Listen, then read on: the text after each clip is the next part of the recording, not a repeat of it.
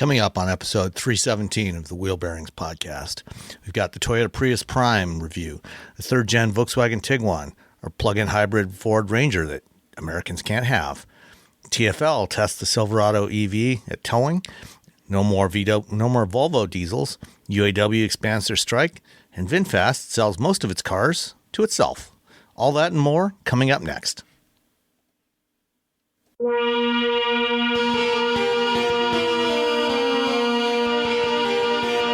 This is episode 317 of Wheel Bearings. I'm Sam Maboul-Samad from Guidehouse Insights. I am Nicole Wakeland from The Road Reflected. I am Roberto Baldwin from SAE International. Outstanding. And what have you been driving, Nicole? Well, I've been driving a bunch of stuff. So two things I want to talk about. One is the truck that is in my driveway, because once again, a truck. Like, why not just give Nicole another truck? Like, forget cars. Just give her every truck that's ever been built in the last why not? year. I mean, isn't that what Americans only buy anyway? Apparently that's the only thing that Americans buy. So I have the 2023 Chevrolet Silverado Crew Custom Trail Boss 4-wheel drive. Yeah. And it has that little, that Z71 off-road package on it, which gives like a Z71 in the grill. And it's got some off-road, goodies. Bits. And it's like you want to go out and... It's a little more off-roady than just a regular Trail Boss. Right. It's a little more off-roady than a regular Trail Boss, which is a little bit off-roady. This is a little off-roadier.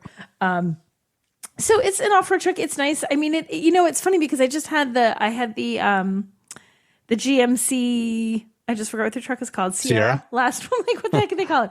I had the Sierra last week. So some of it is very much the same, like that multifunction tailgate they have on the back, It's like exactly the same tailgate on the back of this because they're the same company. So they sort of share. I know, blows your mind. Right? Are you saying that these are not two completely unique designs? They're not totally different trucks? Possibly in some respects, yes.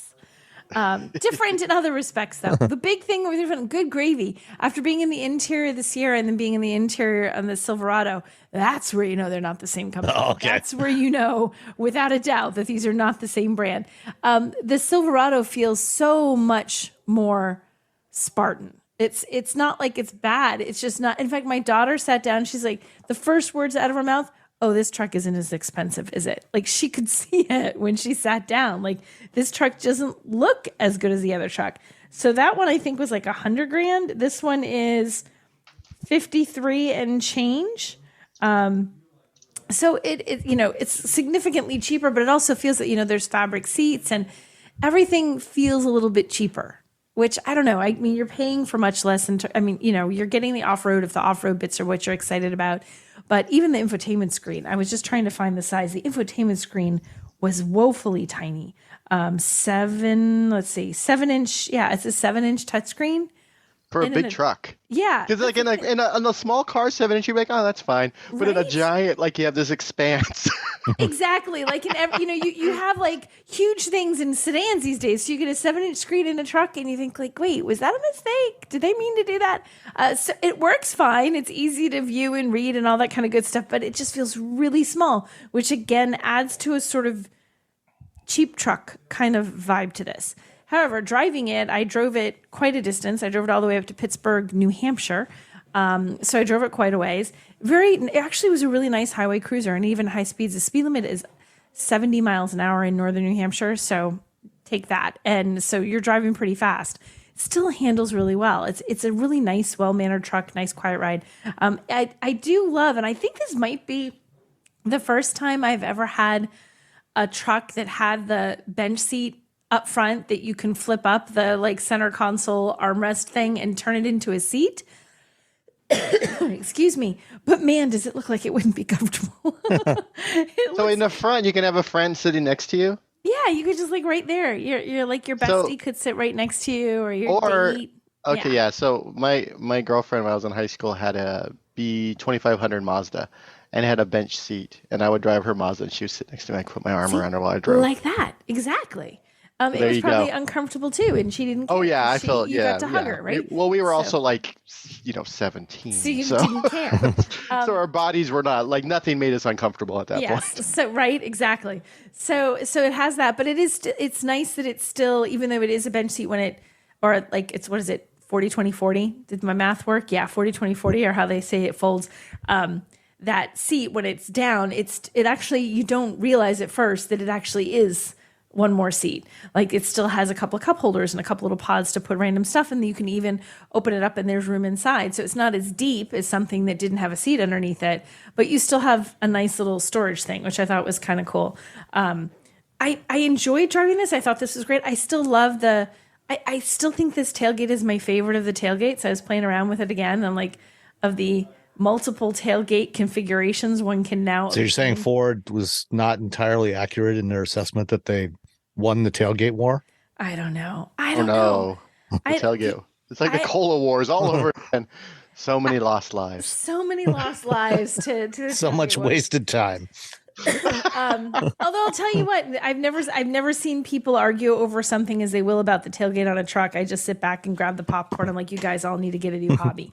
You are arguing way too angrily. Like, that's tailgate offends me. Yeah, okay? but that's Ford, Don't buy it. Chevy. I mean, that's all of them. Yeah, it's not a Ford that's an guy argument. That's an argument that's been going on for decades. It's just a truck guy thing, but truck guys argue about everything. I feel like that's the wrong. They got a lot of. How dare you make it that shit a red in 1952? They got a lot of free time.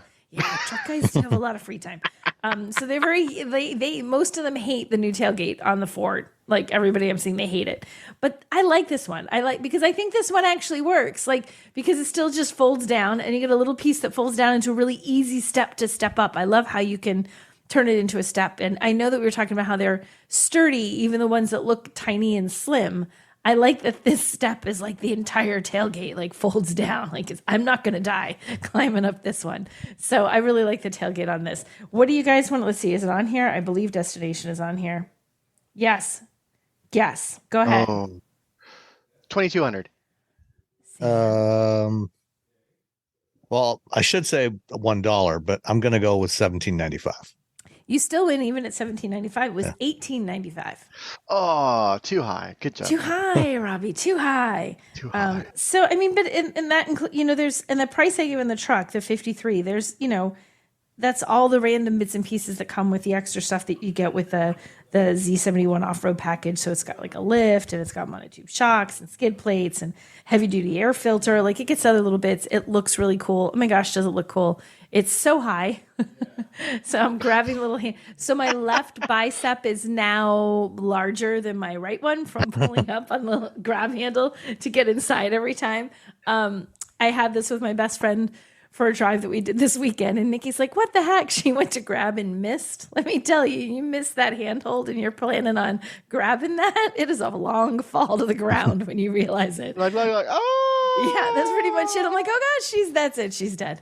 But so I liked it. So I enjoyed driving this. It was I guess the good thing about having, the Sierra and the Silverado back to back is like you were saying, it is the same company, but it's not. They're both GM products, but they are two different branches, two very different companies, and they share stuff like that fancy pants tailgate. But that inside, you would never mistake this for a GMC product. Like they look entirely different. GMC says they're supposed to be a premium brand compared professional to this. grade. Professional grade. They feel like that. They feel like a more premium, more professional, more refined truck than this. This feels like the every guy's truck. That feels like the fancy guy's truck. So that's fancy my truck. Fancy guy's truck. So that was one thing that I was hanging around playing with this week. The other thing was like this crazy adventure. So I got to drive it was a crazy adventure. I got to drive a Polaris Ranger, the little nice. EVs. Oh, yeah. Yeah. So they reached out to me in the spring because they had wanted me to do it as a part of like a women's drivers day. And I couldn't do it at the time. It just didn't work with my schedule. They said, well, you want to do it in the fall? And I said, sure. And they said, do you want to bring a friend? And I said, sure. Hence the best friend that fell out of the truck when she missed the grab handle. So we the two of us took the weekend and we went up to Bear Rock Outfitters, which is in technically Colebrook, New Hampshire, but it's basically it's up there. Like one wrong turn and you have made an illegal border crossing into Canada. You were really, really like northern New Hampshire when you're up way there. out there. Way out there. In fact, I was like tuning the radio and I can't get a radio station. I finally tuned one. I'm like, why am I having such a hard time? Oh, they're speaking French. Like I'm literally tuning. I'm like, why can't, what's this, fuzzy? What's going on?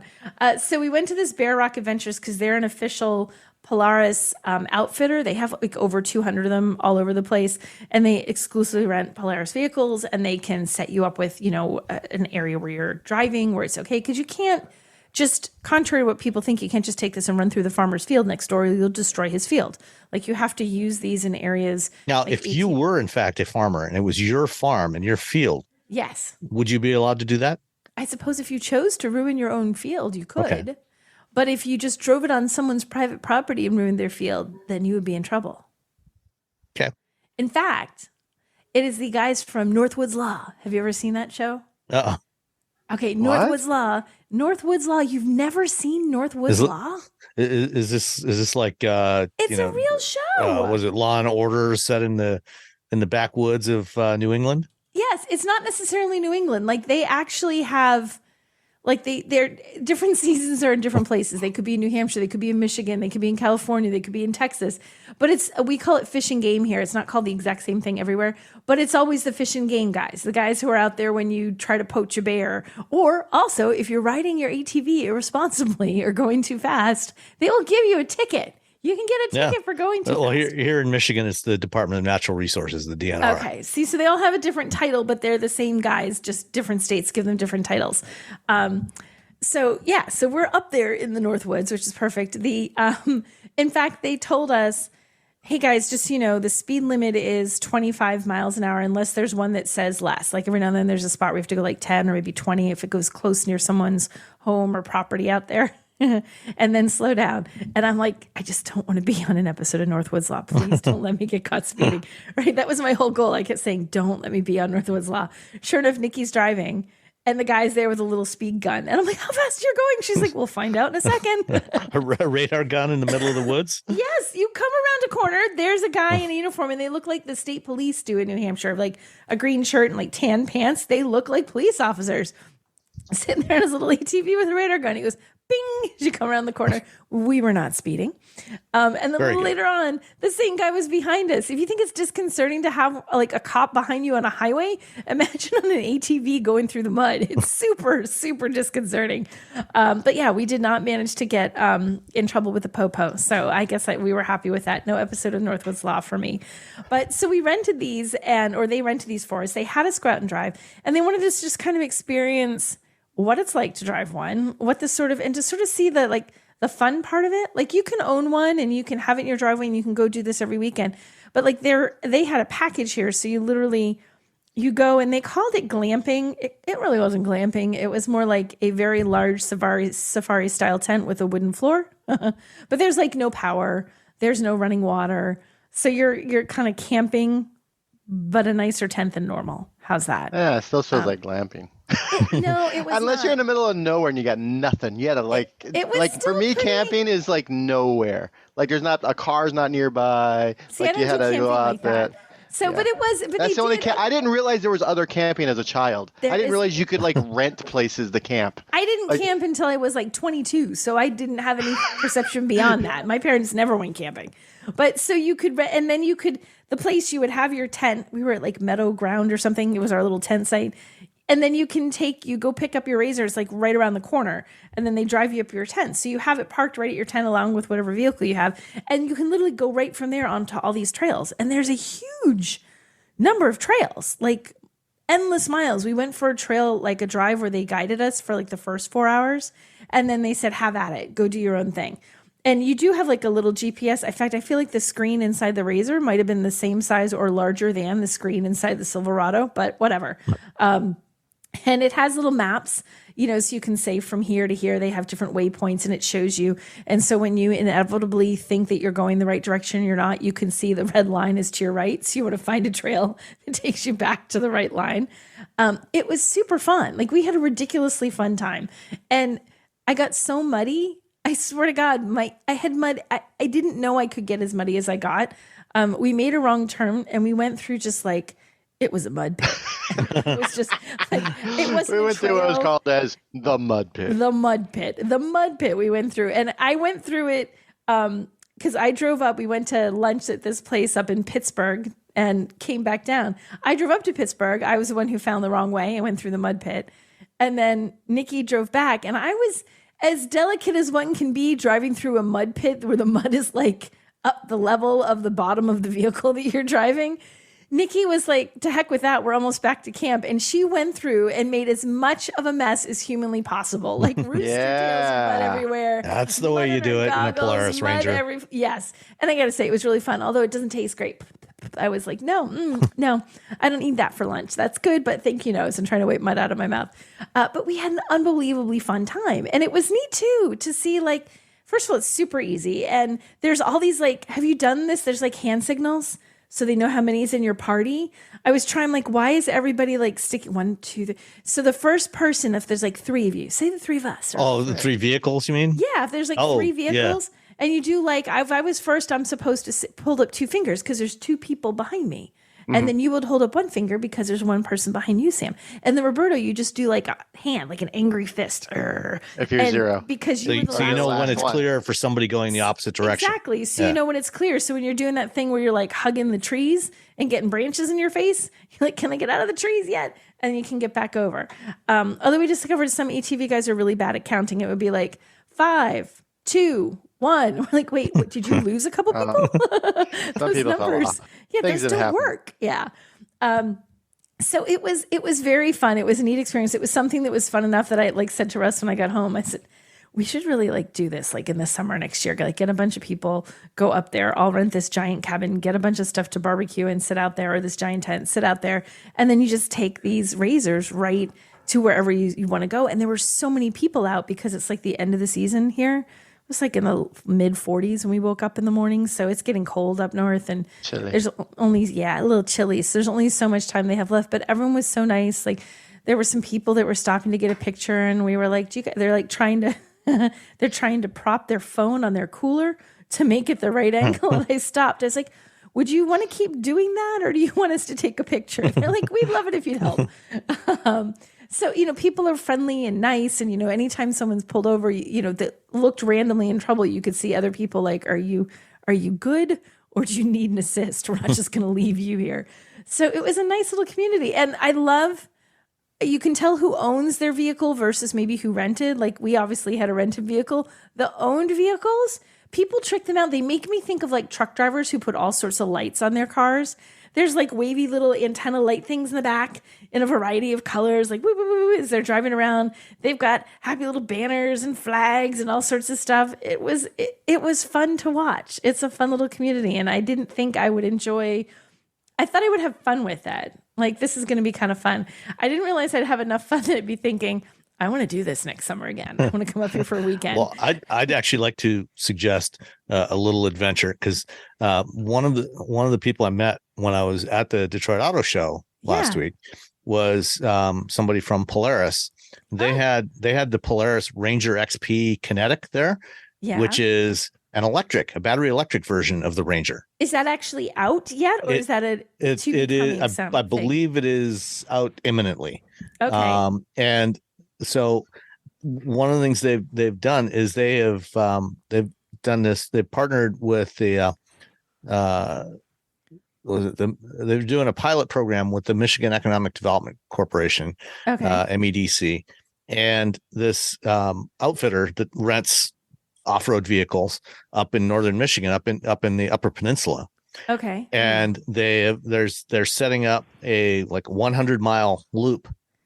Whoa. And they've got going to have 3 charging stations along the loop, and so you'll be able to rent these electric Rangers and take this loop. And they've got stuff along the loop. That you can check out. Like 100 miles in an ATV is a lot of miles. Yeah. So this must be like are there like places to campsite and stuff along the way? You just ride till your butt falls off. Yeah, basically. That would be cool. And that's going to be launching. It's going to be launching next spring. So spring 2024. We could do that, and then we could be a little posse with the holding up the 2 fingers and the 1 finger and the 0 hand. We could all go together. Yeah. Make a big mess. I get to go in front because then when the mud goes wee, we can all bring our spouses. And it goes on us. It goes on you guys. Yeah.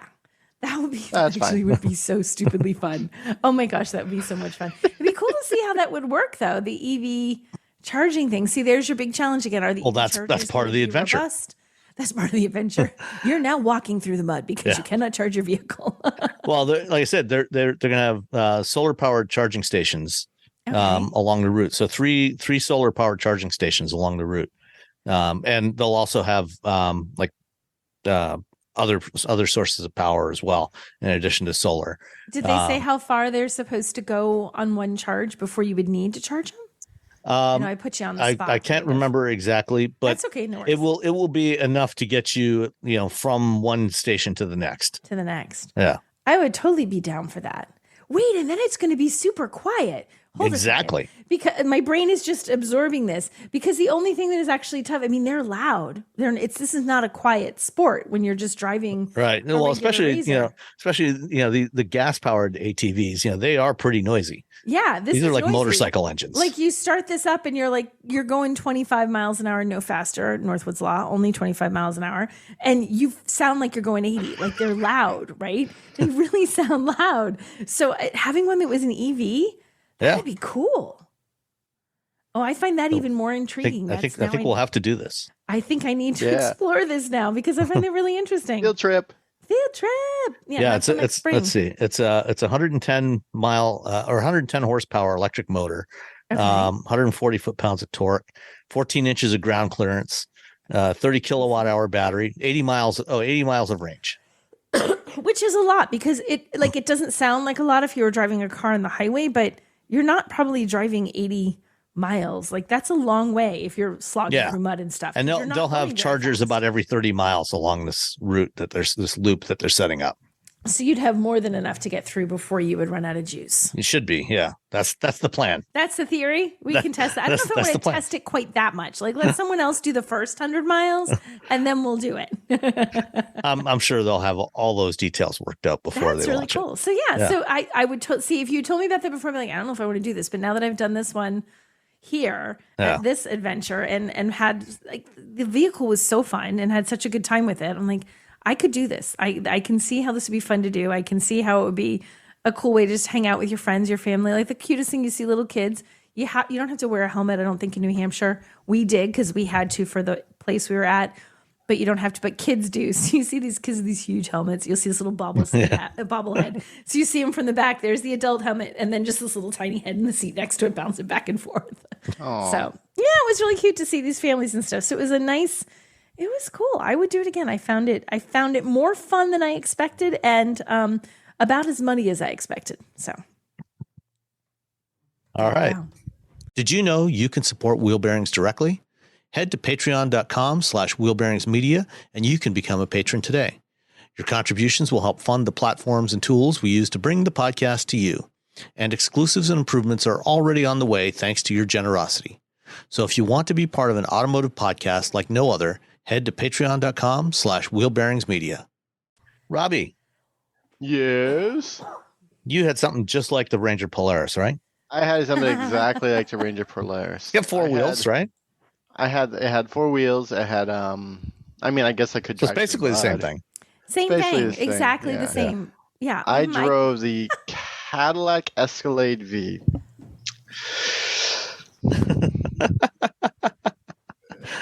Sounds like you loved it. It's why? Why? I mean, I guess I understand you I want an Escalade, but I also want to go ridiculously fast. Why? I don't know. Because I can, I suppose. I don't. So this Escalade has a supercharged 6.2. Look at it this way. V8. People that are buying this are helping to subsidize the electric future at General Motors. I guess. Sure. Oh man, it's 682 horsepower, 553 pound-feet of torque. It's an Escalade. It's big and fancy and nice inside and comfortable, but it's mostly big. Like I'm lording over pickup trucks while I'm driving this thing. I'm just like, it's like a locomotive just barreling down the freeway. It's just there's a lot. It's a lot. So it has that big engine in there. Every time you turn it on, and everyone's looking around, and they're looking at every car but the Escalade you're sitting in. Yeah, because nobody expects this big aircraft carrier to be that loud and that fast. Yes, exactly. That's exactly that. And it is loud and it is fast. And that's my biggest issue with this vehicle is something this large shouldn't be this fast. It doesn't. Why? Why does something this big need to go 0 to 60 in 4.5 seconds? I mean, we're fortunate that as humans on the road that it has some nice Brembo brakes. The brakes work really well. I wanted to make sure that was like my biggest concern. I'm like, I hope people aren't buying this, and then like there's just these shoddy brakes. No, it's got good. It's got nice brakes. It's got like 6-piston front brakes, so that's good to stop all of that weight that you're just barreling down the street with. It's a lot. It's a lot. It has a Super Cruise. I use Super Cruise. It's funny. I was driving in Michigan last week before. Doesn't matter. And recently, and you guys have these turns on the freeway, and suddenly the dotted lines turn into like solid lines, so you don't. Yeah, going up I-75. Yeah, for these like long meandering turns, and I'm just like, what's going on in this state? That people, you can't trust people to pass each other on these very long, very easy corners. And California's like, here's a 90-degree turn on the freeway. Everyone's doing 70. Figure it out. But for all these, tighter than Michigan turns that I drive, Super Cruise did a great job. Stayed in the lane. It's getting better and better every time I use it. There was one thing where the steering wheel for the Escalade was always sort of twitching back and forth on some parts. That seems wrong. It was weird. It stayed in its lane. The truck wasn't really twitching, but the wheel was like kind of twitching. And then eventually it sort of stopped doing that. And I was just like, well, what's happening here? Weird. So if you're in the car, it's sort of that was a little disturbing. But I wonder if because a lot of the highways that you were probably on they're made of concrete around here, and they're grooved concrete. And so maybe those big tires on the Escalade V, those performance tires, are probably grabbing those grooves, and it's kind of twitching, pulling it a little bit one way or the other, and the Super Cruise is just trying to keep up with it. If I were going north instead of south on the roads, because north it turns into concrete because there's a lot of big trucks that drive on that road because they have the refineries and they have some other things over there. So they have a lot of trucks that sort of tear up the freeway. But as you go driving south, that sort of goes away and it's just regular asphalt. And it was still doing it there, but it sucked. It stayed where it's supposed to. It did what it's supposed to do. I didn't. Your hands weren't on the wheel anyway, so what does it matter? Well, no, that's the thing. Is I what am I going to do with my hands? Again, it's like Talladega Nights when they interview Ricky Bobby for the first time on TV, and he's like, I don't know what to do with my hands. That's me in every hands-free system. Like, what do I do? Do I put them in my lap? Do I put them in the air? Do I eat something? Like, what do I drink? And so I just end up just sort of resting them on the steering wheel because there's nowhere else to put them. I just put them in my lap. Like, it's weird. So. I am just an odd guy. I apologize for that. Overall, it's big, it's comfortable, it's it's got the air ride adaptive suspension, which is really fun because whenever you get out of the car, it lowers itself, in case you need to put things in and out of the vehicle. But you'll be just sitting at a light, and if the light takes too long, the car just starts lowering. Jeez. Like, settle down, okay? We haven't stopped. I haven't put you in park. Just chill out. Yeah, it's again. I'm just gonna keep saying it's a lot. Well, if it makes you feel any better, the Escalade V. Did you have the V or the ESV? So the standard length or the long wheelbase? Oh, I just had the standard length. Okay. Oh, God. So the curb weight of that vehicle is 6,217 pounds, which is still less than the Hummer. A whole Honda Accord less than the Hummer. It's 3,000 pounds less than the Hummer and the upcoming Escalade IQ, which it weighs about the same as the Hummer. Yeah. So you got that going. 3,000 pounds less than the electric one. Yeah. So, which again, these very large vehicles don't need to be going that fast. All-wheel drive, sure, it didn't really matter. There's no way I could test that. It's a nice day. It's been nice up here. There's no Seems like rain. it I'm sure it worked. It was fine. This beast gets a whopping 13 miles per gallon. Woohoo! Combined, 11 city, 16 highway. I barely had it in sport mode because I'm just driving around the freeway. I'm like, what am I gonna do with this thing? You can't really take it on back roads and go fast because it's still a big, tall vehicle. So you're just like flopping back and forth around corners because it's not really something that should be doing that. Take it to a track day at Sonoma. Take it to a track day and you're just like down that straight, and then you're like, hold on, you gotta go up the hill. Okay, we can get this hill. Oh gosh, this is off camber. Now I'm dead. Wow, that went that fast. I think I had like 12 miles per gallon while I was driving it around, which, you're buying this thing. It's, you don't care. There was a point. There was a point last night where it's just like all the time, and it's like, all right, fine. But we were driving back from a show. My band had a show, and I was giving the bass player a ride home. And we were driving by all these police officers that are parked alongside the road, and they had pulled a bunch of people over, and I kind of took my foot off the accelerator. And then as I got right next to him, I don't know why. Because you're 12. Because I'm 12. You're inner 12-year-old. Yeah, I'm sitting there complaining about how this vehicle is just too much to me, and then as soon as I have the opportunity next to a bunch of police officers, See, you would have been on an episode of Northwoods Law. I would have been. No, I wasn't speeding. That's all. Yeah, but with the all-wheel drive, you could have gone into the Northwoods with that thing. I could have. I probably would have high centered at some point. Yeah. But I could have. And I'd be comfortable. Yeah. The massage seats on. There's a lot of room. And what I do like is in the center console, in between the front seats, if you lift it up, you can put things in it, and then you can cool it. It's like a little cooler. Oh, it's like a little fridge. Yeah, so you can put your drinks in there and have the nice drinks. So I was like, ooh, I like this part. I was like, this should be in every car. Have some chilled Red Bulls in there, Yeah, that's exactly what I put in there. Except I did try to put. I forgot that I left it on. I tried to put food in there, and I'm like, oh no! Now the food's going to be cold.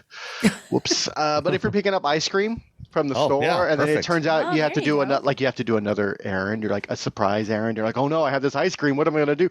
Oh, I can just put in this nice little thing. So that's pretty cool. And I think that's really what makes the $150,000 price tag totally worth it.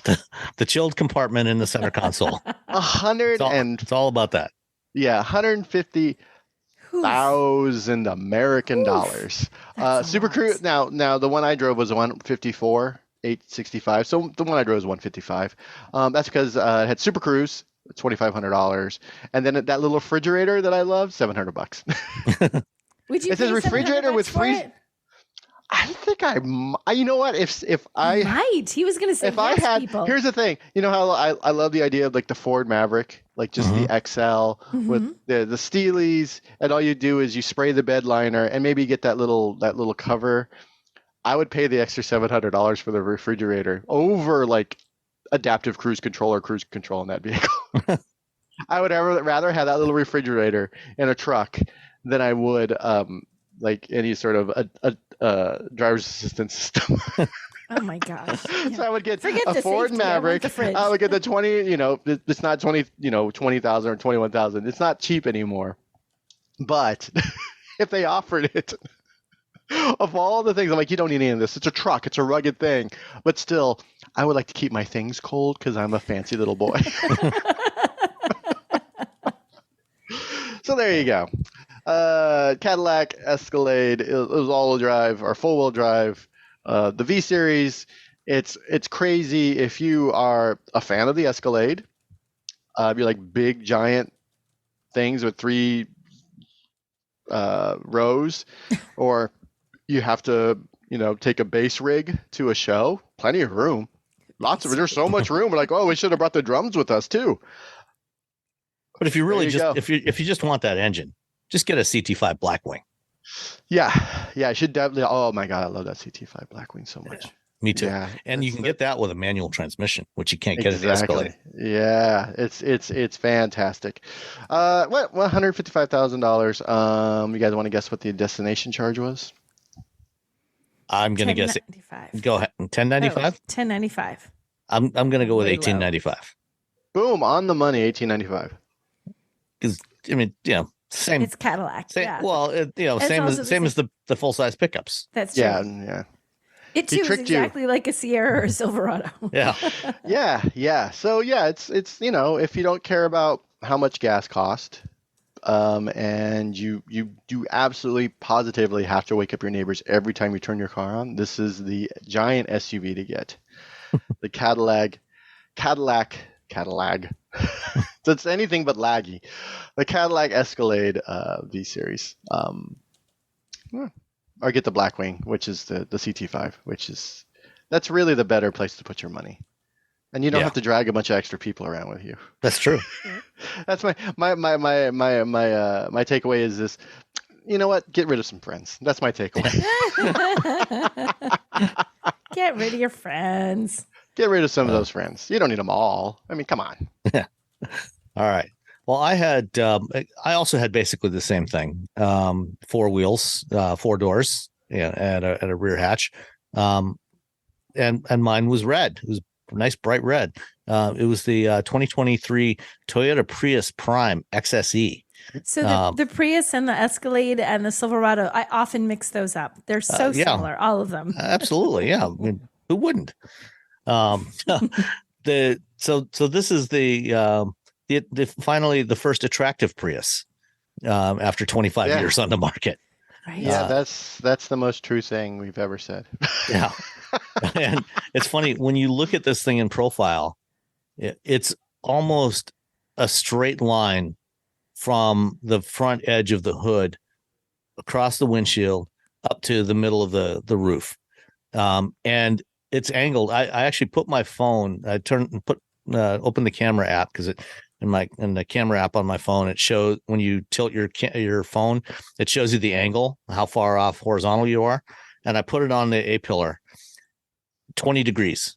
So the A-pillar and the windshield are tilted at 20 degrees above the horizontal. So this thing is like a wedge, and a very shallow wedge at that.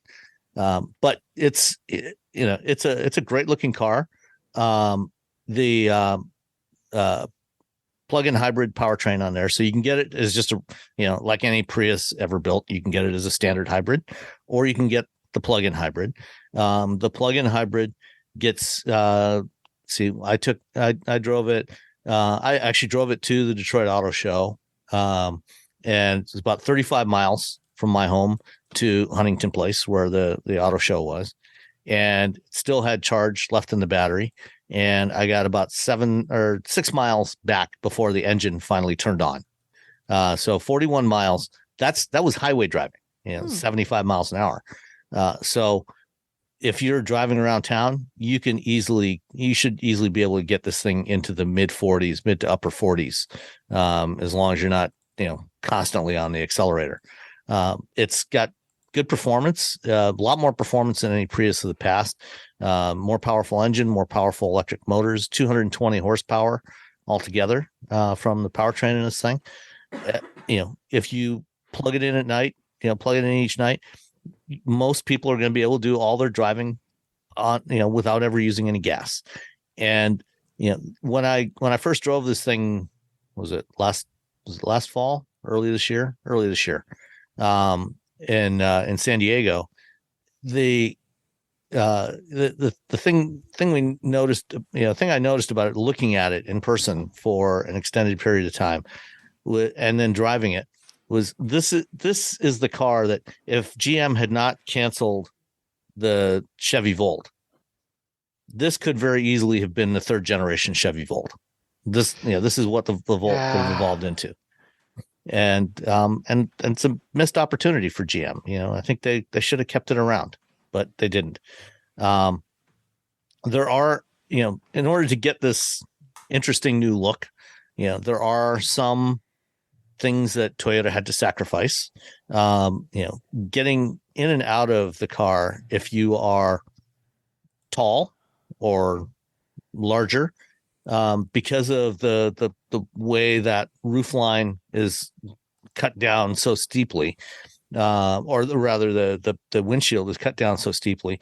I know when we were at the drive program in California earlier this year, a couple of my colleagues did have some challenges getting in and out, both in the back seat and the front seat. But if it fits you, this is absolutely a car that you should consider if you want to go electric, but you're not quite ready to fully commit to a battery electric vehicle, but you want a really nice looking, car to do all your daily driving. It's got plenty of cargo space in the back. And you don't need to haul around 16 people. You want a car for, to have some fun with, and you can have fun with this because it's got decent performance. Then this is absolutely something you should consider. The Prius Prime starts at about $33,000. The XSE that I had the optional glass roof, and it has the 12.3-inch Toyota multimedia system, their infotainment system. So it's the same infotainment system we've seen on all the new Toyotas and Lexi over the last year and a half or so. I think starting with the Lexus NX when it launched a couple of years ago, and the Tundra and all the other stuff that's come out since then. So it's a good infotainment system, has support for wireless, Android Auto, and Apple CarPlay. And this one came out to a grand total of $38,855. And guesses on the delivery charge? Ooh, $895. Nicole? $1095. Right on. Exactly $1095. Really? Man, I'm batting 1,000 on losing. Yeah. So yeah, this one was in supersonic red. And I really liked driving it. It was really nice to drive. It was a lot of fun. I had a good time with this, which I never thought I would say with a Prius. Yeah. And unlike the last generation Prius, it was nice, and I had a good time. Did not hurt my eyes to look at it. Oh. Yeah, because the last one did hurt your eyes, didn't it? Oof. Oh yeah. And one thing that surprised me about it was, even with that windshield being so steeply raked, there wasn't really any reflections off of it, because a lot of times when you have a really steep windshield like that, you'll get a lot of reflections off the top of the dashboard. And whatever Toyota has done with the texturing and the contouring of those shapes, or maybe it's the coating of the glass, I don't know, but there was no problem at all with reflections. So that was really a nice, pleasant surprise. So, and also when the battery does run out, you're still going to get 50 miles per gallon with this thing, because it's a Prius after all. Right. Still going to get 50 miles per gallon. Save monies on the gas. Yep, absolutely right. So that's the 2023 Prius Prime XSE. All right, let's move on to some other stuff. Let's stick with plug-in hybrids for a minute. Ford announced a new plug-in hybrid this week. It's in the Ranger, and you can't have one. Gosh dang it! Or at least if you live in North America, you can't have one. If you live in the UK, yeah, live in the dream. I don't live in the UK. That doesn't help me. If you live in Australia, New Zealand, Europe, or the UK, because UK is not part of Europe anymore, then you will be able to get the Ford Ranger plug-in hybrid starting sometime in 2024. So there you go. If you're looking for a Toyota Tacoma, and you're like, I can get a hybrid, and you're like, maybe I can get the Ranger, and you're in America, you're like, never mind, I'll just get the Tacoma, I guess. Yeah. No hybrid or plug-in hybrid version of the Ranger here. If you want an electrified pickup from Ford in North America, you're going to have to get a Maverick or an F-150 with the Lightning for all electric, or the regular hybrid. But for the Ranger plug-in hybrid, it's got the 2.3 liter EcoBoost, so the same engine that you get that we're getting in the Ranger here, but with a battery and an electric motor that it's a range of 45 kilometers, so about 30 miles, and that's probably WLTP, so probably somewhere between 26 miles EPA if we were able to get it here. And this will also be the only Ranger that has Pro Power on board. I don't think that they're offering Pro Power on the non-hybrid Ranger here. So yeah, you'd be able to plug in all your stuff, power your house off of this thing. It's got towing capacity of 3,500 kilograms, so that's about almost 8,000 pounds. Unfortunately, right now, at least, Ford is not saying anything about offering this in North America. We'll probably get it eventually. When, maybe. Sam? When? Make some calls, Sam. Actually, this is launching early 2025, not 2024. So they did announce the Ranger globally about almost a year before we saw it in North America anyway. So it's possible that sometime between now and the end of next year, we will see the Ranger, see the plug-in hybrid Ranger announced for North America as well. They're just not saying it right now. If you ask Ford, which I did, they say we've got the Maverick hybrid, we've got the F-150 Power Boost and the F-150 Lightning. So that's what we have now, and we're not saying anything else. We're not talking about any future product. That's it. Yeah. The other plug-in hybrid this week is the third generation Volkswagen Tiguan, which was just announced. And with the second generation, they did two versions of the Tiguan. They're basically the same, but longer wheelbase one that was originally designed for the Chinese market, and that's the one that they brought to North America. So we never got the standard wheelbase second generation Tiguan. And what they showed this week was the third generation standard wheelbase Tiguan.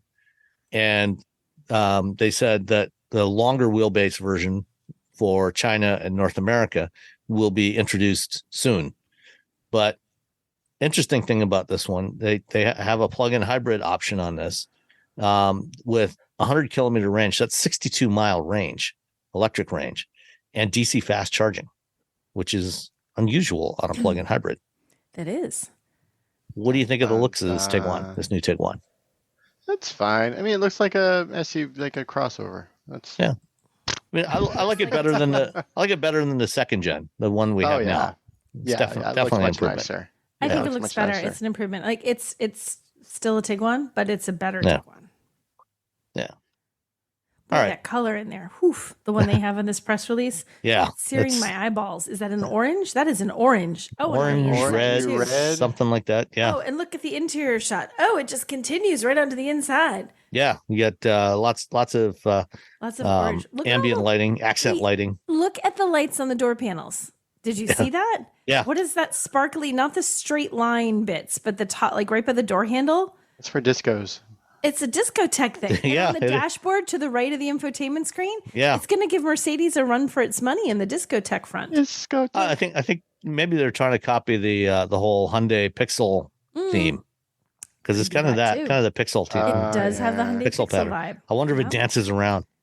Just like, woo. Dare to dream. I can't wait to play with that. Woohoo. All right. Next up, our buddies at TFL, our good friends at TFL. In this case, it was Andre and Case doing the test. Well, TFL, they're one of the first outlets to get their hands on the Chevy Silverado EV, the 4WT version, the same one that I drove. I don't know if did you get a chance to drive it this summer when they did their little drive program here? Okay. I wasn't sure if you were here, Nicole. No, but I didn't. I did get a short drive in it back in August, I think July or August.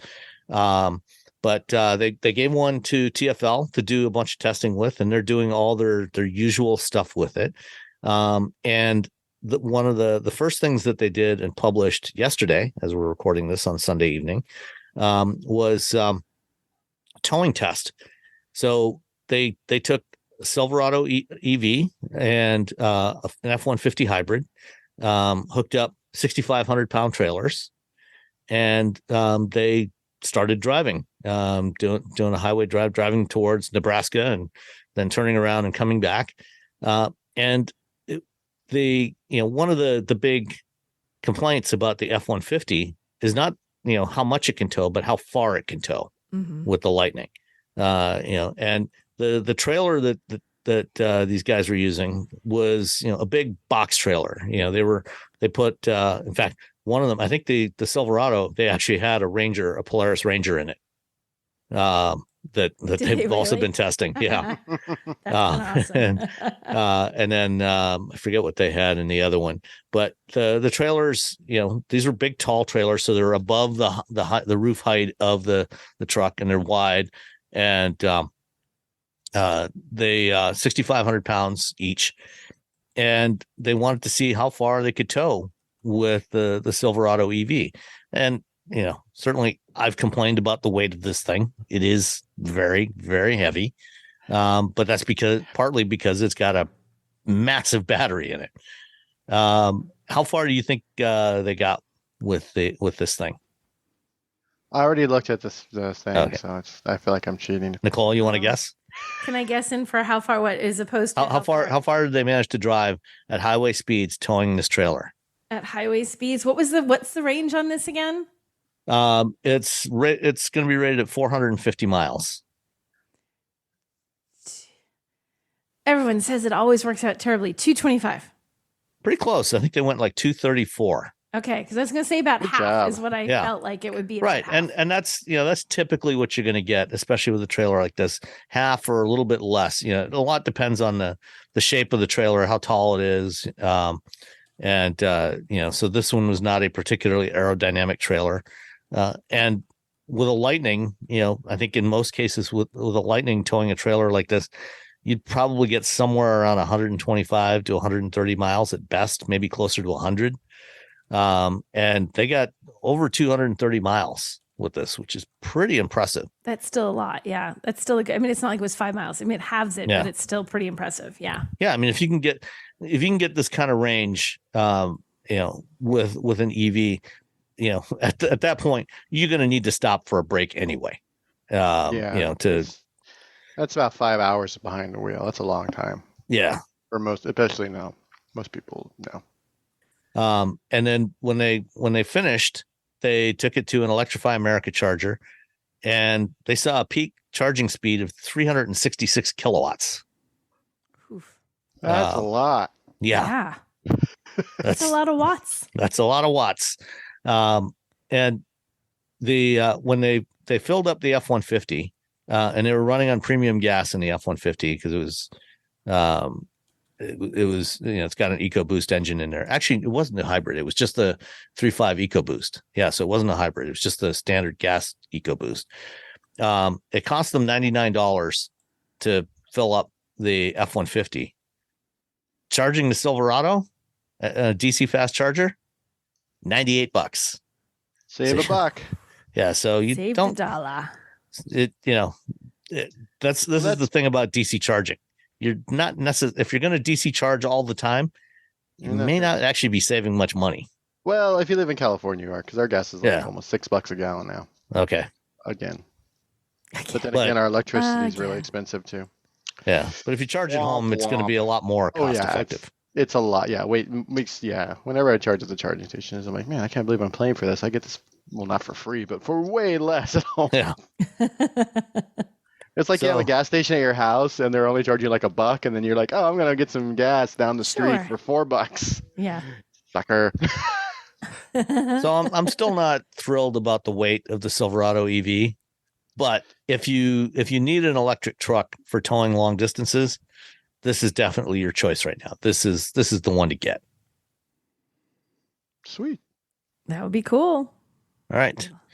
And in the past, it used to be diesel trucks that were the ones to get for towing long distances. But diesels are starting to fade away. But even in Europe, they still sell quite a few diesels. But soon, no more from Volvo. They're killing their diesels. I feel like nobody really wants diesels anymore. I know they were the thing, but I feel like they're getting kicked to the curb by everybody. Dieselgate didn't help. Yeah, it just Dieselgate kind of was bad for it. Turns out clean diesel wasn't. Yeah. Europe diesels are huge, like way more than here in the United States. Like a lot of people, because you're paying a little bit more, but you get such better gas mileage, and gas is so expensive over there, or petrol. Sorry, petrol over there so that it makes financially it makes sense to get like a little diesel vehicle, but diesel market share has plummeted in Europe as well. Mostly because of Volkswagen. Oh yeah, It used to be in most of Europe, diesel vehicles had around 40 to 50% market share. And in some places like Europe, or in France, I should say, it was as much as 80% diesel. And now, I think overall diesel market share in Europe is down to under 20%. So, wow. Volvo's not really losing much by getting rid of their diesels, especially since they're going all electric. Yeah. I feel like deciding not to do diesel is like, well, no one's really doing it, and we're all going towards electric anyway. So why are we holding on to this sort of legacy fuel? Yep. Okay. In case you haven't noticed, the UAW went on strike last week against Ford, General Motors, and Stellantis. No. They want more money. They want better benefits. Lots of things. I'm not going to go into all the details of what they're after. They've had a really interesting strategy for this strike.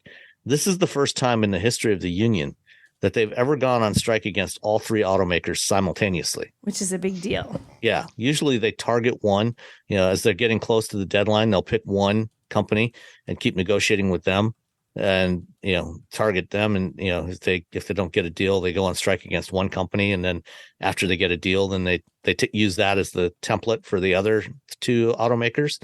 And this time they went out against all three, but they didn't go out. Usually when they go on strike at all the plants at once. And this time they started off the first week, they only struck one assembly plant at each car maker. It's very strategic this time around. Yeah. And it was all plants that are making mid-sized pickup trucks. In the case of GM, it was their Wentzville, Missouri plant where they make the Colorado and Canyon. For Ford, it was the Wayne assembly plant in Michigan where they build the Ranger and the Bronco. And for Stellantis, it was the Toledo plant where they build the Wrangler and Gladiator. And as of Friday, 2 days ago now, they said they were making progress with Ford. So they didn't expand the strike against Ford, but they did expand the strike at GM and Stellantis. And they went out at 38 parts warehouses. Instead of assembly plants, they went out striking against parts warehouses. Yeah. Yeah. Well, it hits everyone. They all have to stop. If they run out of parts, then they have to lay people off at the factory. Well, these are all service parts warehouses. So it's not parts that are going to the assembly plants. Gotcha. So it's service parts, which is interesting because usually, if you go on a strike against an assembly plant, there's some lag time before it starts to have an impact at dealerships, because there's inventory at the dealerships. And so it's, might be several weeks before you start feeling some pain. But with the parts warehouses, dealers and also independent parts or independent service providers, not just dealers, they don't stock all the parts for all the cars. And a lot of times if they need to fix something on a vehicle, they'll order it from their local distribution regional warehouse. And, they'll usually get it within a day or so. And so this is going to have an impact, both on revenues for the automakers and on the dealers and on customers. So if you've got a GM or Stellantis vehicle that needs service in the next couple of weeks, you may find yourself waiting a while to get parts for that vehicle because of the strike. So fix your car now if you're holding off and something you think is about to break. So now you're going to, but there's, the automakers just now are going to start getting pressure from the dealers to be like, dude, you need to fix this. Yeah. Because now you're hurting us before. Yeah, I think it's a real interesting strategy on the part of the union. They're trying to minimize the pain for their workers, but inflicting some pain on the companies in a different way than they usually do. Mm-hmm. Yeah. So, and inflicting pain that's going to come quickly rather than slowly over the course of several weeks. Yeah. So. And it means they're going to be getting feedback from their partners. Yeah. All right. Last one for this week is Vinfast. Vinfast has sold some cars. Good job, Vinfast. Apparently they've delivered about 14,000 cars in their entire history. Mm-hmm. But it turns out that most of them are being delivered to Vinfast. Oh, gosh. So They're getting high in their own supply over there at Vinfast. Oh my gosh. We haven't really talked much about Vinfast's stock. They went public a few weeks ago, or about a month ago, I guess. Now, a little more than a month ago. They did a SPAC transaction, and their market cap has been all over the map. At one point, like a week or so after they went public, it skyrocketed up to $200 billion, which is second only to Tesla. And this is a company that's, hardly sold any vehicles. And yet they were valued at almost $200 billion. And even now, the stock price has dropped quite a bit. I think they were down to about $30 billion, which is still stupidly high for what this company is. Still get stupidly high. That's a financial assessment, people. Stupidly high. Yeah. Well, it's always a good reminder that the stock market is not the real world. Yeah. Well, and in this case, it's even less of the real world than the stock market usually is, because it turns out that the shares that are available that are being publicly traded amounts to less than 1% of the shares of the company. The other 99+% of the shares are controlled by Vingroup and Vinfast founder Pham Nhat Vuong. And he directly owns 51% of Vingroup's stock. So, he is still in control. So there's only a small number of shares. And when that happens, that's when you tend to get a lot of volatility in the share price. But of the vehicles they've sold, like this year, they've delivered 11,000, a little over 11,000 vehicles so far this year. 7,000 of those were bought by Green and Smart Mobility, which is a Vietnamese taxi company, which is owned by Vingroup. No. Yeah. No. Shocker. So how could they? We don't usually give stock advice on this show. I don't give stock advice. I don't give stock advice. You might want to think twice if you're thinking about investing in Vinfast. Just saying. Or maybe do invest. Who knows? I don't know how. I don't know. Investigate it thoroughly and make your decision. But the stock market is a bunch of bonkers things anyway. The whole stock market's bonkers anyway. So so it's like, I don't know how things work, to be honest. He's like, I don't know. I don't understand any of it. I don't have any outside of 401k and whatever they put the money in. I don't know. I can't. That's funny. I cover so many things. It's not even worth trying to get into the stock market because I run into ethical issues. Yeah. All right. Let's answer some listener questions. Okay. First up is David. Good morning from sunny New Jersey. Is it really sunny in New Jersey? On occasion, I'd imagine. Okay. I'm sure it's sunny there a lot. Okay. I don't know a lot about it. It's the flower state or garden state? Garden state. Yeah. So it must be sunny sometimes. It's the flower state. How are you going to get flowers without the sun? Okay. Fair enough. Anyway, David has a quick rebuttal to your response to Andy's question about which charger to get. You did answer his question, but with all the BEVs, the typical response also includes if rebates are available. I think you need to add to the answer of the inquiry for the user to check what rebates are available in their locale and what are the parameters. And he gives an example of his own situation. He purchased a BMW i4 M50 last February. Nice. Yeah. Nice. That's a great car. Yeah. Excellent choice. Yeah. Love that i4 so much. Especially the M50. Oh, yeah. Anyway, our local New Jersey utility company offers $1,500 towards an install on a hardwired charger. In addition, it must be Wi-Fi enabled and on their approved device list.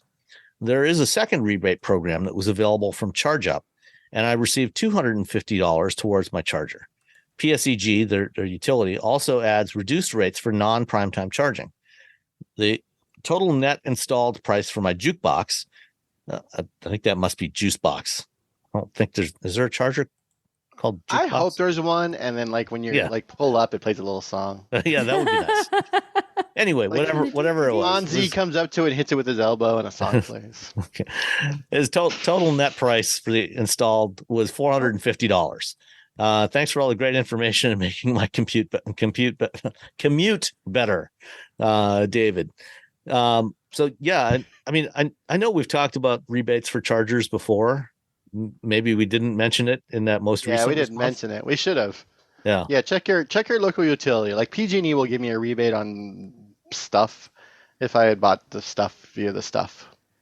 Yeah, and here in Wow, Michigan, that was a super concise. If you bought stuff with stuff, there might be stuff. yeah. That's the same amount of the financial advice I'm giving for the stock market. Stuff and stuff. And here in Michigan, DTE has a rebate program for chargers as well. Although I was not able to take advantage of that because you actually have to purchase an EV and give them the VIN number of the car you bought. So they can only, so you can only claim it one time. And since I don't actually own an EV, I just drive a lot of them. I wasn't able to take advantage of that. But yeah, definitely check what programs are available in your area. Check with your utility, go on their website. There's very good probability that they offer some sort of rebate. And then, some automakers are also offering programs like GM. Hyundai. Yeah. They'll just give you a charger and some money. Yeah. Hyundai just announced a program this week with ChargePoint.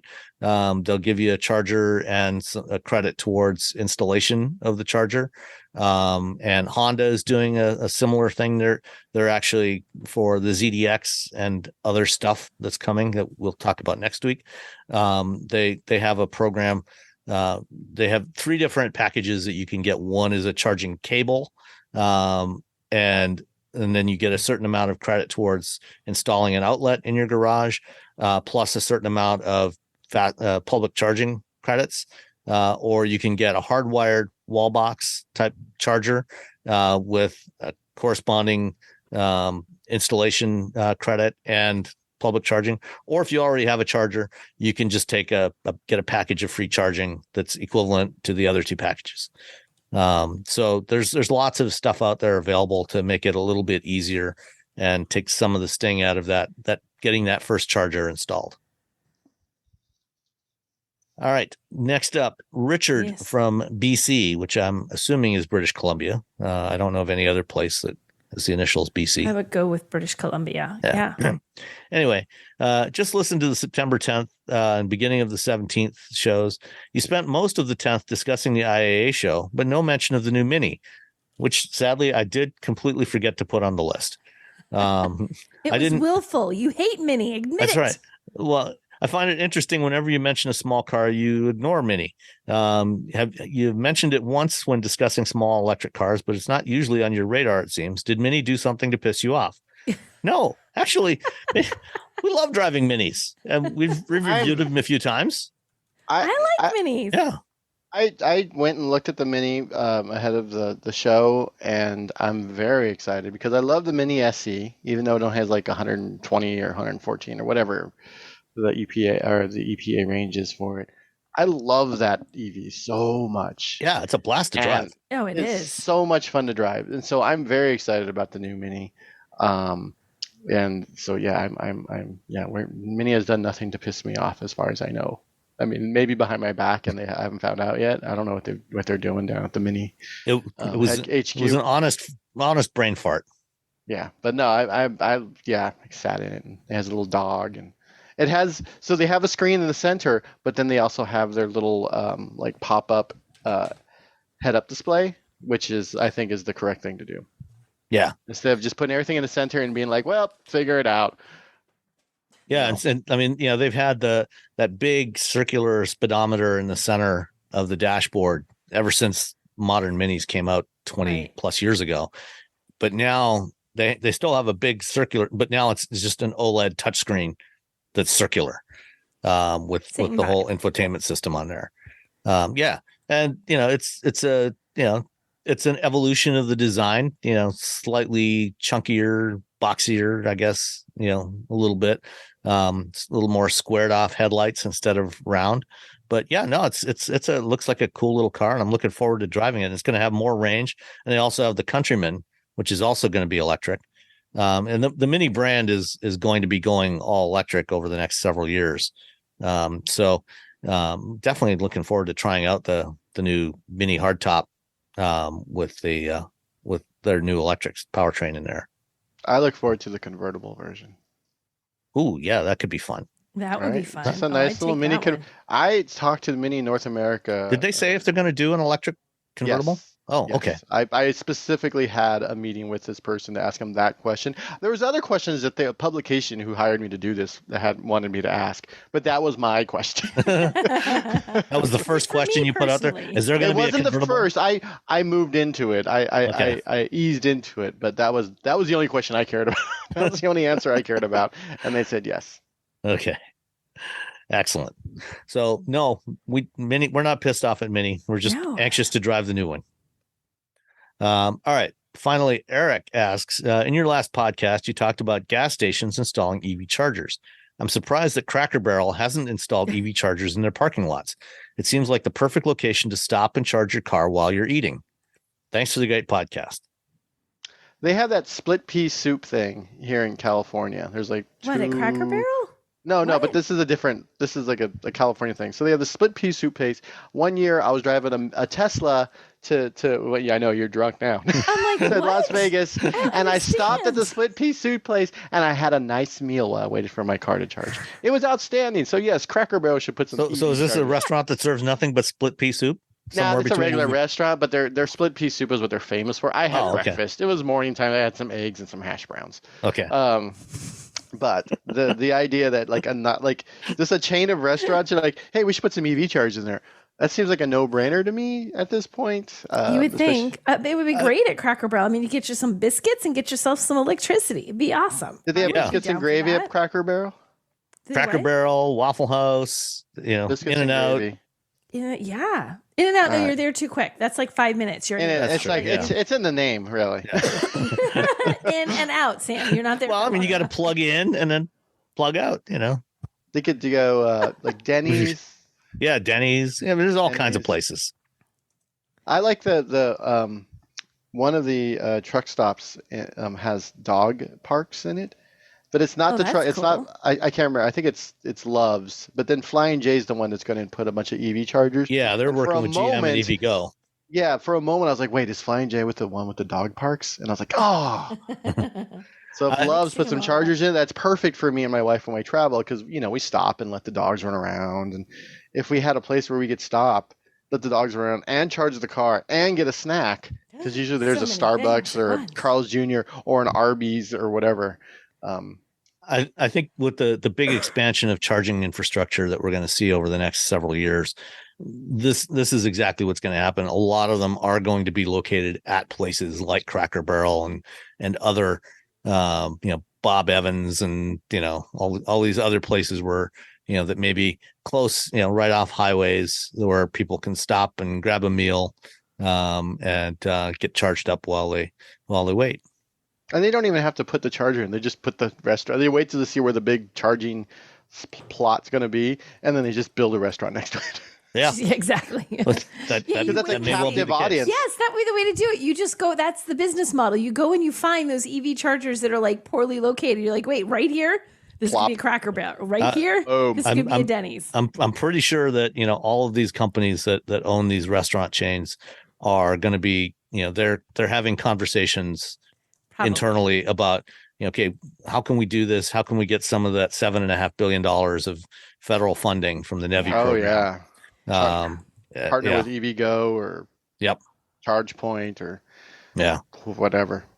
Whatever we can partner with. Any of Whatever those we can guys. partner with. I can get biscuits and gravy while I'm waiting for my car to charge, Right. and my dogs can run around in the dog Forget park. forget incentives for $7,500 for buying an EV. If I knew that every time I'd stop at charge, like this means you're gonna get biscuits and gravy. I mean, like Yeah. in. Or I a will nice buy taco. an EV. That's all I need. Give me biscuits and gravy. Driving up and down the state a few months ago for after a family wedding, I was looking at the charging stations along the route back up to San Francisco, and there was one that was next to a Mexican restaurant, and so that's the one I picked. Is it? See, Yeah, so I parked there, and I went inside, and I had some delicious Mexican food. It was outstanding. see, Or Well, if sounds you silly, own a but- taco truck, go park just it next to a park. charging station. Park next to a Tesla charging station because that's Yeah. where most Yeah, just So go- the EV, that some of the charge point, one charge point, or one Electrify America is next to like a Lucky's where I live. Mhm. So you're like, oh, I'm gonna go here, and there's a Hawaiian barbecue place and stuff. I'm like, okay, cool. The other one's is next to an IHOP, but it's across the street from like a taqueria and a Denny's and some other places. But it's just far enough. Like I'm like, if someone just parked a truck right here, and the one that's like next to the IHOP, it's always busy. Yeah.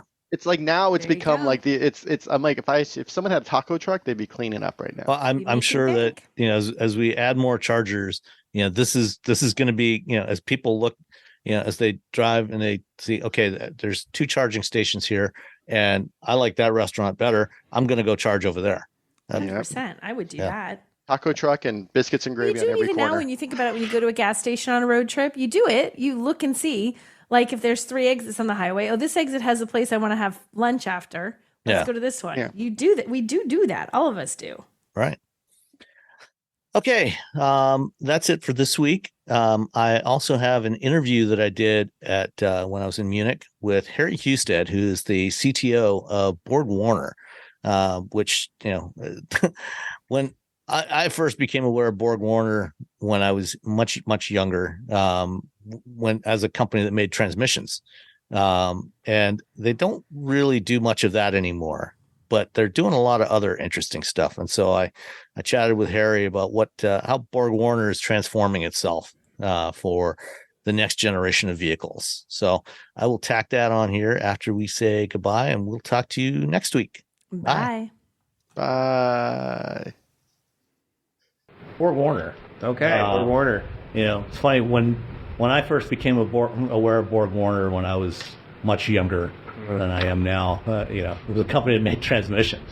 Yeah. Yeah, and it's a very different company today. And I want to record this ideally and use it for my podcast. Yeah. So let's talk a little bit about where BorgWarner is today, and kind of where you see it going, over the next 5 to 10 years. As it transitions, from building gearboxes and mechanical stuff to the components related to electrification. You've got now the turbocharger business, and We're still in they're still in turbos. Okay. So what we did is with this, we spun off part of the business, which we had kind of planned to do as part of Charging Forward. Essentially, that entity that spun off as Finia was very fuel focused. So it was fuel injection, and then there were also fuel handling components, and that made a nice package of things that made sense together as a company, and that's what we spun off. And that's a lot of the stuff that you acquired with Delphi Technologies. Quite a bit of it Plus came some in of with what you Delphi. also had Yes, internally. it was. So we looked at that, and that helped us just to kind of diversify away from combustion engines a bit. But we still retain, like for this year, 83% of our sales will still be toward what we call foundational components. So not explicitly electric vehicle. So we're still very much in the business of, doing propulsion, driveline, those types of products for typical either combustion engine vehicles, hybrid vehicles, things like that. Something that has an engine. And what do you see as the timeline for continuing to wind that down? Is it basically you see it as paralleling kind of where the overall market is, as that market shrinks and start to wind up some of those operations? Well, I think what we've done is we've looked at where the market's going.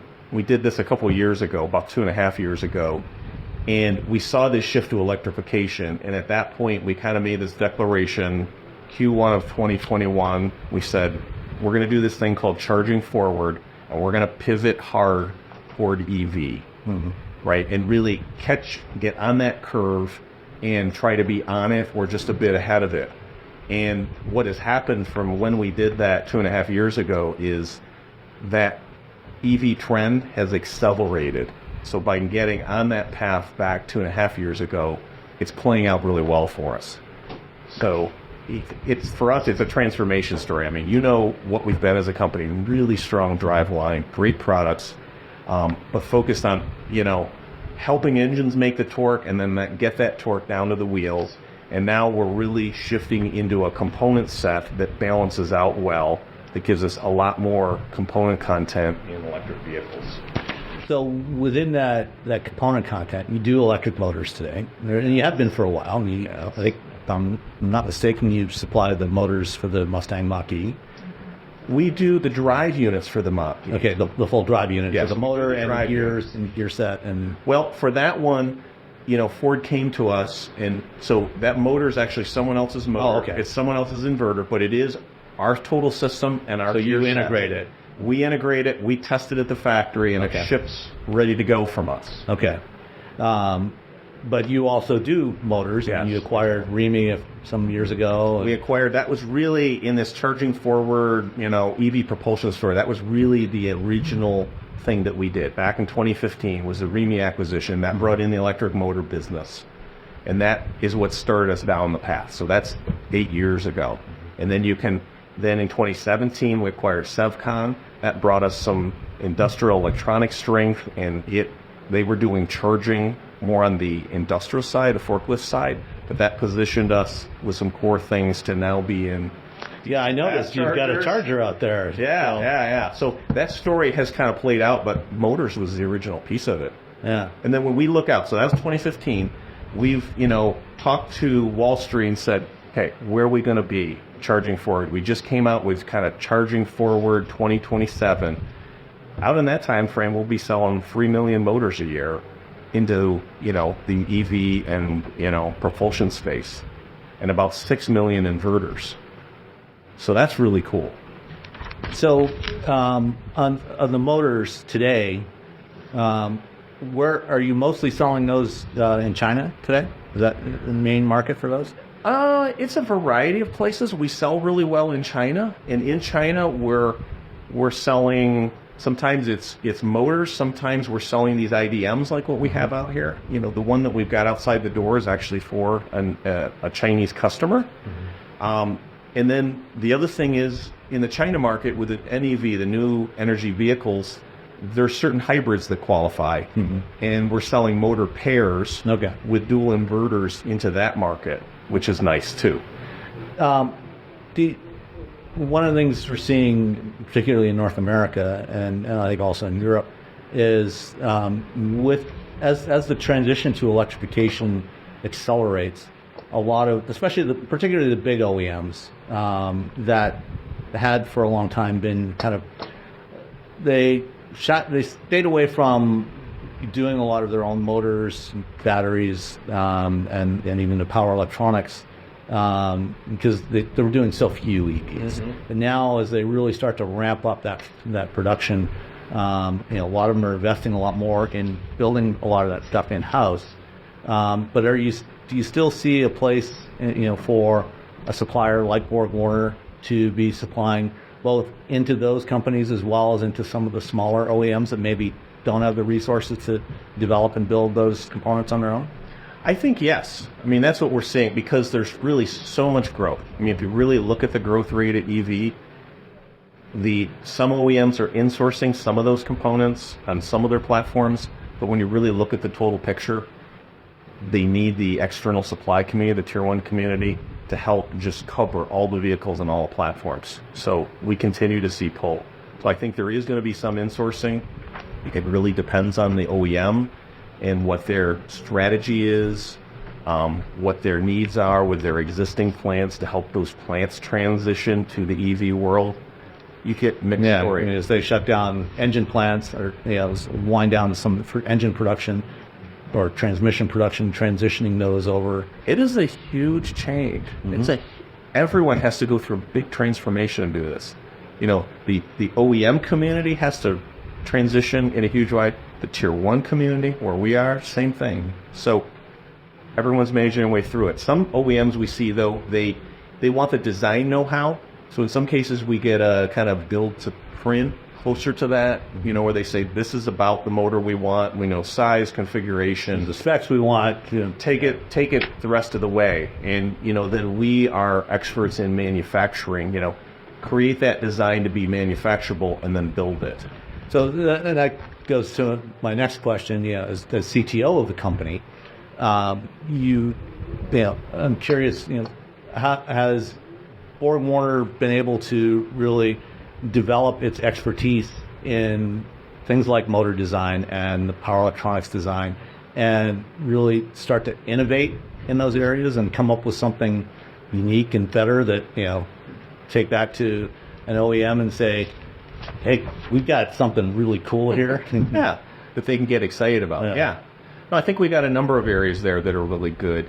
In the power electronics world, we've been innovating for years in that space. We acquired Delphi Technologies, and there was a kind of a long history of innovation there. In that team, when they looked at electric vehicles, that team is the team that did the original EV1 propulsion system, Right. Which, okay, you look back 30 years. But even 30 years ago, when you looked at that system and you looked where the cost was, you said, oh, here's the things we have to focus on to make EV successful. We have to pull cost out of the system. And back then, the team identified, they looked at the power module and they said, this costs too much, and there's too much silicon surface area in this power module. What can we do? And out of that work back then came this concept that we have now that we're in high volume production with, which is the Viper power switch, where we said, what's making that silicon so big is that we can't cool it well enough. We only cool it from the back side. Let's cool it better. Let's cool it on both sides, put it in a sandwich. And all those wire bonds that fail, right? When they fail, right, you have so many wire bonds, it's like a sewing machine. When you lose one, then it's a cascade kind of thing, because then the current goes up in the rest. And so anyway, we got away from wire bonds, and that innovation was the Viper power switch. So you could take silicon area out, which is your main cost driver. So anyway, the compactness of it and the ability to pull cost out of the silicon was an innovative concept. Okay. And we've played that through into high volume production business now.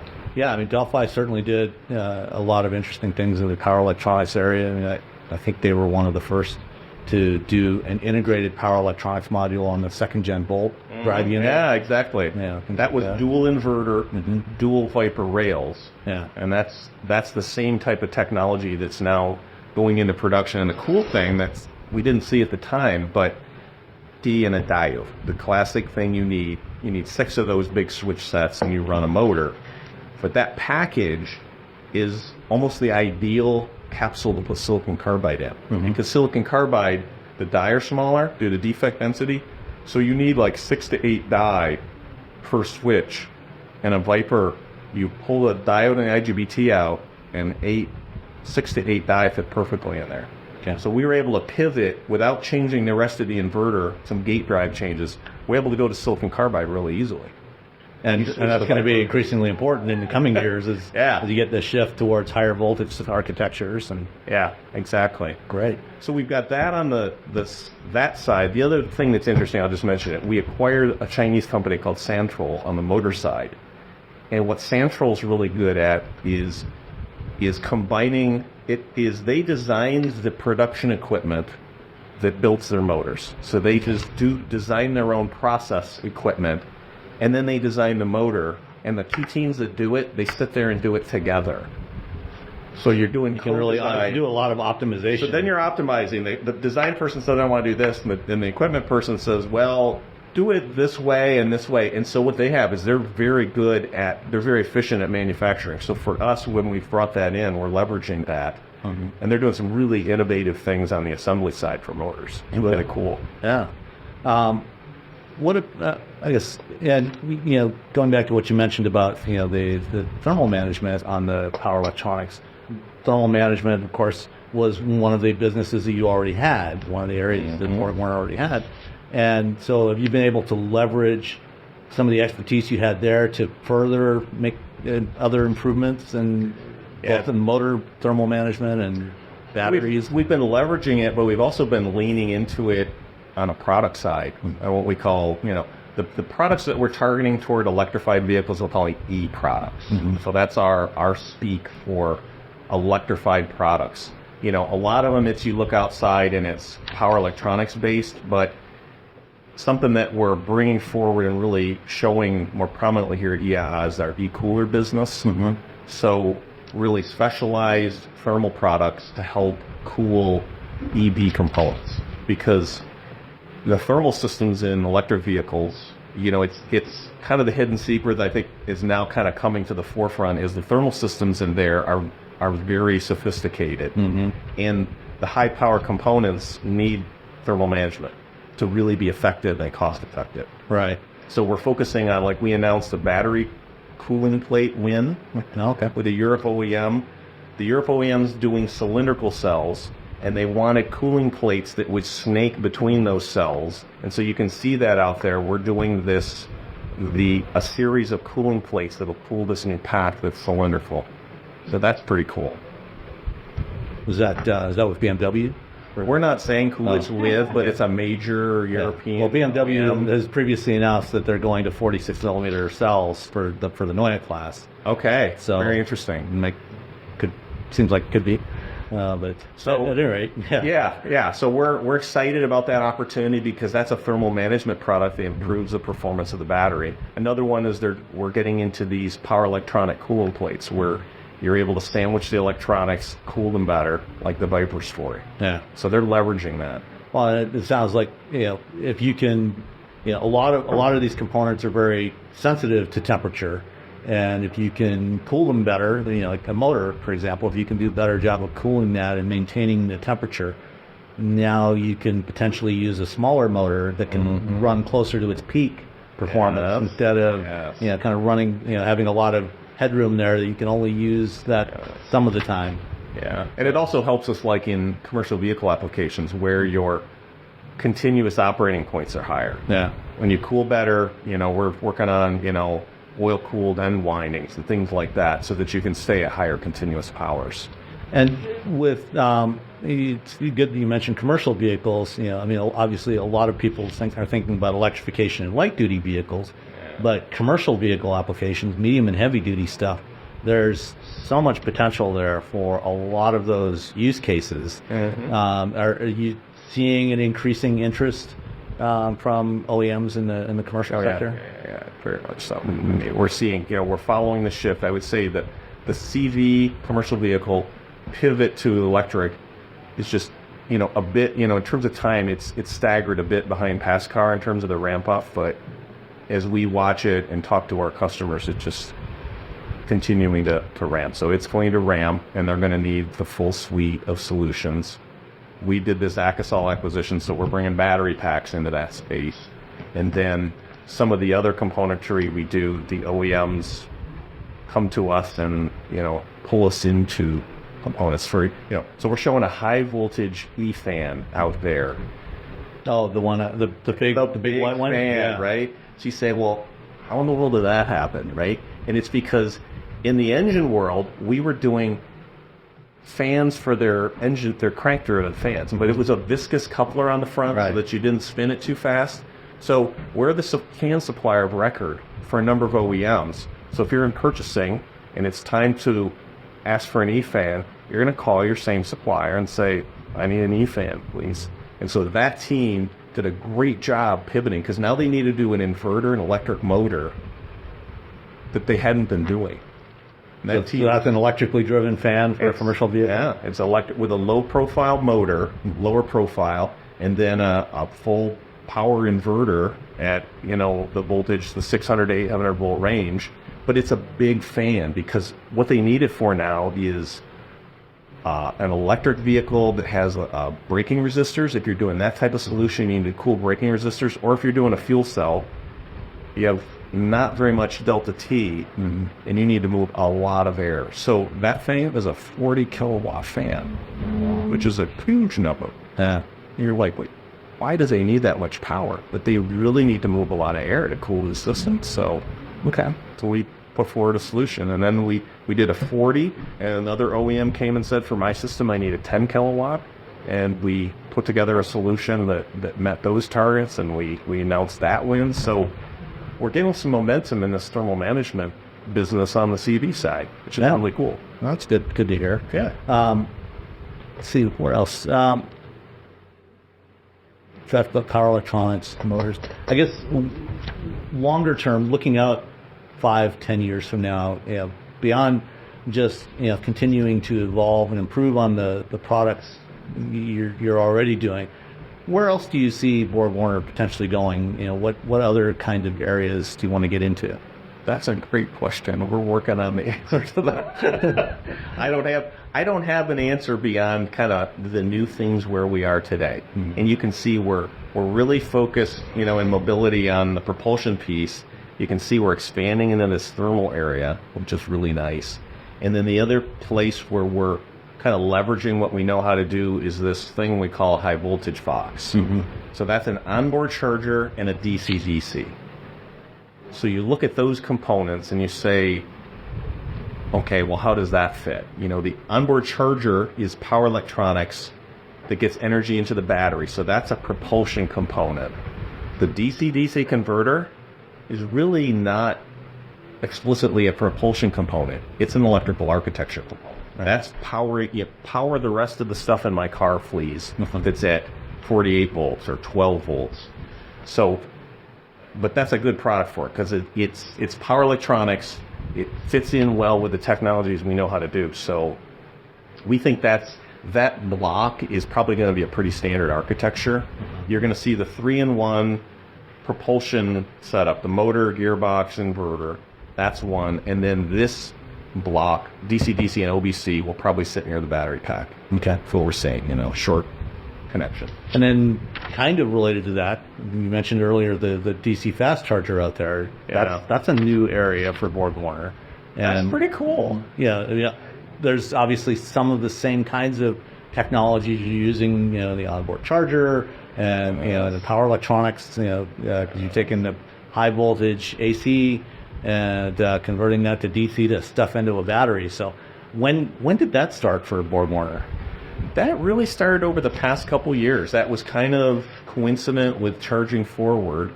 That came from that, the core of that activity came from that subcon team that we acquired back in 2017. But then as we looked at the market and what that means, that is a high growth market. DC fast chargers, it's a large product in terms of a product sale.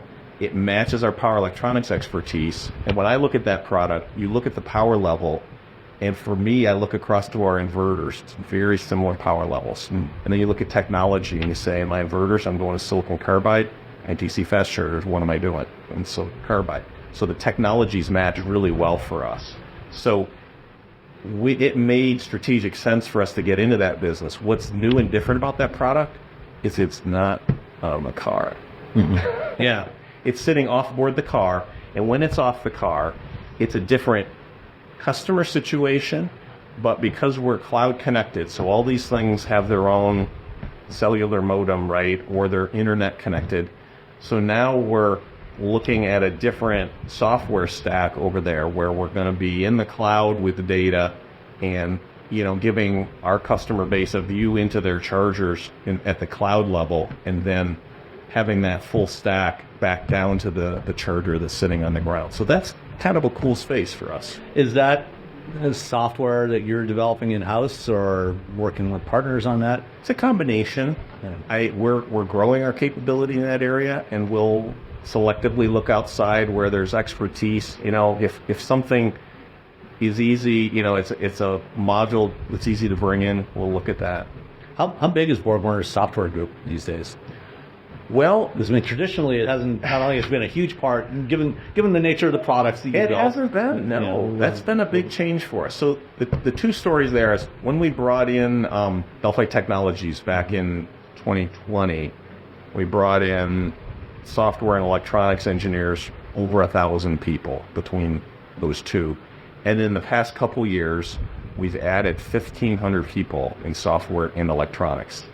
So a lot of growth in that area, a lot of growth to support, because if you look at this stuff outside, you go back 5 years, there just weren't all those electronic products, and now almost everything out there needs embedded software in it.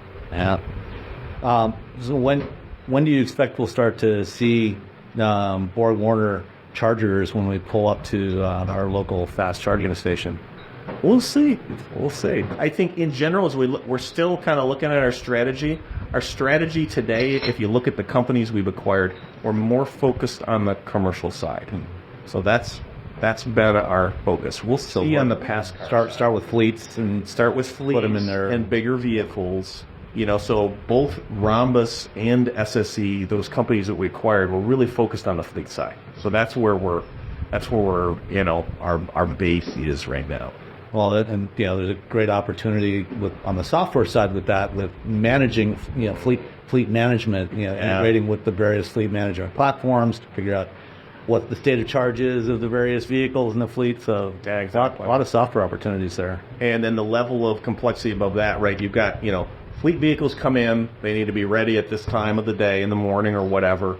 But then you'd like to use those battery packs if there's some vehicle-to-grid opportunities. You can sell power and peak shave back into the grid. So that's the other, they call it energy management opportunity. Okay. Any last thoughts? I think really it's a transformation story. And we've changed a lot, just even in the past 2.5 years as a company, 3 years. You look back 3 years and we look at where we are now. It's really a story that's going well. Yeah. And between acquisitions and the internal teams really pivoting toward EVs, it's pretty encouraging. You're adapting to the new environment. We're adapting to the way it is now, to where things are headed. So, Well, thank you very much for your time, Harry. yeah, thanks.